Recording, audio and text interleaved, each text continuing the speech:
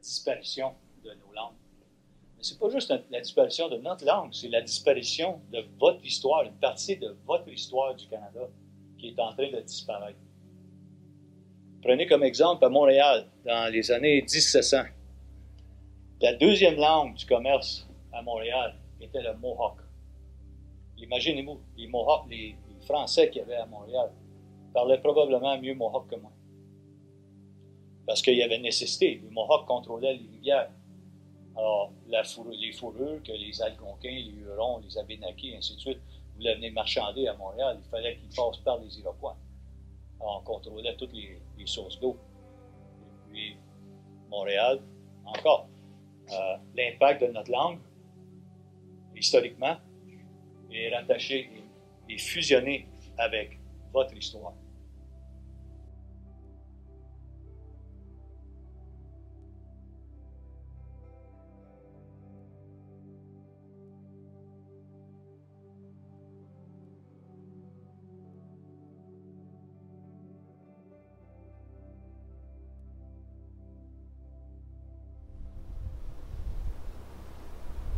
La loi sur les Indiens, c'est une législation qui existe même depuis avant le début du Canada.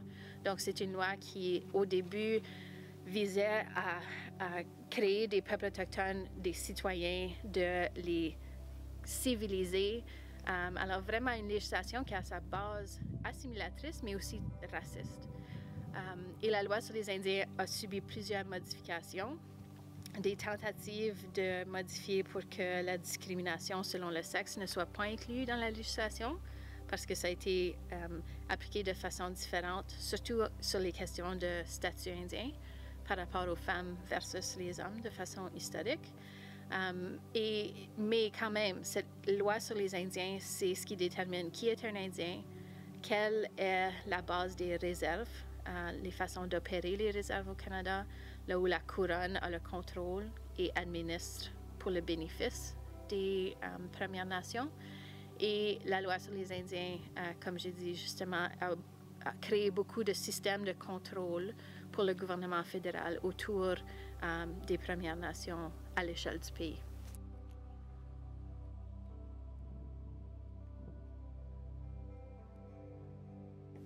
Quand le ministère est arrivé, ben oui, il a voulu déplacer les gens. Hein. Les gens n'ont pas voulu, ils ont resté à Mingan. Fait que certaines familles mais, sont parties vers l'est. Et puis, ce que je pourrais vous dire, avant, ben, ils vivaient de chasse et de pêche. Et puis, la route est arrivée, je crois, en 1976. Et puis, c'est là que notre première maison a été conçue aux alentours de 62-64. C'était la première maison à Mingan.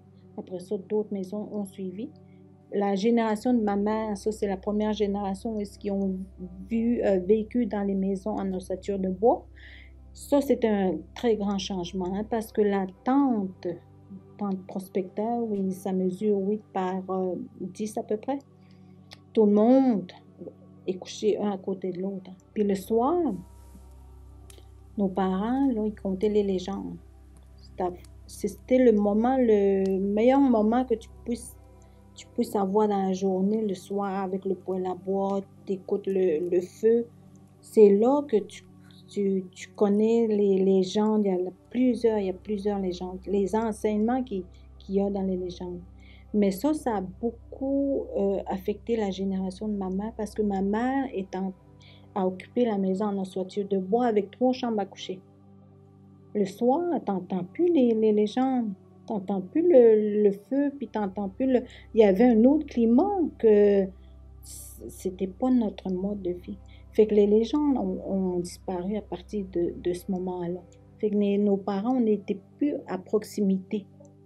Tout était à proximité avec l'espace qu'on avait dans les tentes.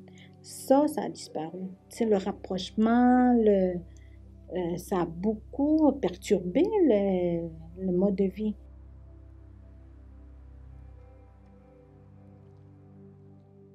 Historiquement, la majorité de la population au Manitoba au moment de la création de la province étaient principalement métis et dominaient sur la population blanche, mais évidemment encore plus vaste que ça, c'était la population de Premières Nations au Manitoba. Et les Premières Nations au Manitoba sont diverses. Alors on voit les Anishinaabe, on voit aussi ceux qui s'identifient comme Saulteaux ou qui seraient Anishinaabe plus de l'ouest, ceux qui seraient de descendance Assiniboine ou Dakota, qui sont venus plus du sud, alors les États américains et transposés au Canada, qui ont des réclamations différentes aussi sur le territoire, et beaucoup de gens Cris qui sont principalement dans le centre et le nord du Manitoba. Ensuite, avec ça, on a aussi des Ojibwe qui sont plus près de la baie d'Hudson et aussi le peuple métis. Alors, on voit que souvent, comme par exemple dans une législation manitobaine où on reconnaît les langues autochtones du Manitoba, on reconnaît chacun de ces groupes linguistiques.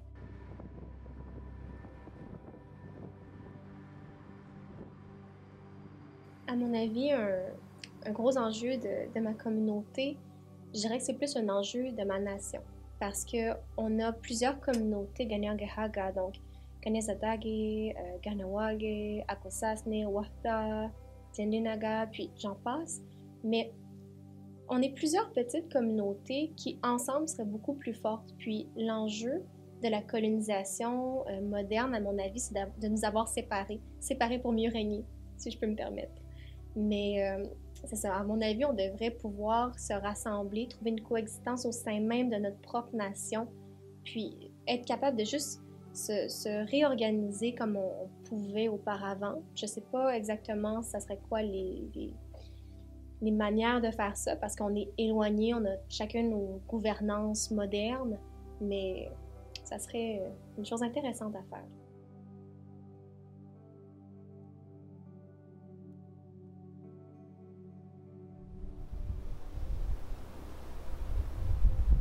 Les noms par lesquels on appelle beaucoup de nations autochtones ou les façons qu'on nomme les langues autochtones sont des mots qui sont historiquement donnés par autrui.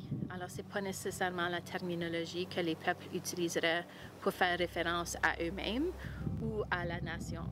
Alors, même l'idée du mot indien, par exemple, c'est une terminologie juridique, c'est une fiction juridique, législative qui vient de la loi sur les Indiens. Il n'y a vraiment personne de Première Nation au Canada qui se serait identifié à quelqu'un comme un Indien. On sait que c'est une tromperie de l'histoire. Alors, c'est très important de penser à la terminologie qu'on utilise. Qu'est-ce qui fait partie de la terminologie juridique? Qu'est-ce qui sont les fictions législatives? Qu'est-ce qui sont historiquement imposés sur quelqu'un? Par exemple, le mot Saulteaux, qui veut dire qui vient de là où on a des rapides, le saut à la rivière. Et de penser surtout à comment les gens et les nations autochtones veulent se faire identifier, comment ils s'identifient eux-mêmes. L'éducation, c'est qu'est-ce qui va éveiller les consciences, puis on a besoin d'un éveillement des consciences. Avec tous les stéréotypes, tous les préjugés qu'on est confrontés au quotidien, les peuples autochtones, on a besoin de voir un changement dans la perception des peuples autochtones. En ce moment, on voit plutôt une ère de confrontation entre la société canadienne puis les peuples autochtones, malheureusement, puis c'est pas propice à l'évolution ou à l'amélioration des relations.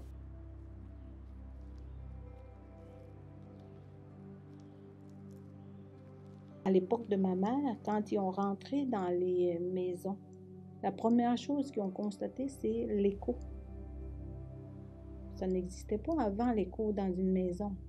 À cette heure, il fallait meubler pour éliminer cet écho-là. Mais pour le meubler, il aurait fallu travailler. Ça veut dire, s'il faut que tu travailles, mais tu ne peux plus retourner au territoire, tu ne peux plus être en relation avec les maîtres des animaux, tu ne peux plus aller cueillir la médecine que tu avais autour. Ça, là, c'est des affaires qu'on n'entend pas, que ce n'est pas écrit. C'est ça qu'il faut écrire.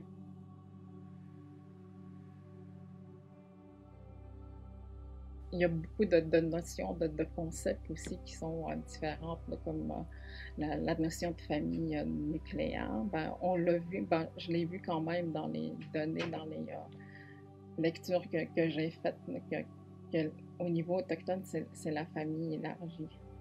Puis il y a toute la notion d'autorité parentale qui n'est pas nécessairement la même chose au niveau autochtone. On parle plus de principe de partage de la responsabilité parentale, où est-ce que les grands-parents ont un rôle important pour la transmission, ben, l'éducation, la transmission des connaissances avec Atsukana, les récits, les légendes autochtones.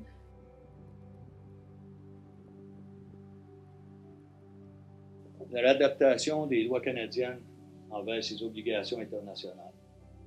C'est ça qui va être le plus gros défi pour les deux sociétés. Mais je pense qu'on commence à avoir un petit peu de clarté au bout du tunnel.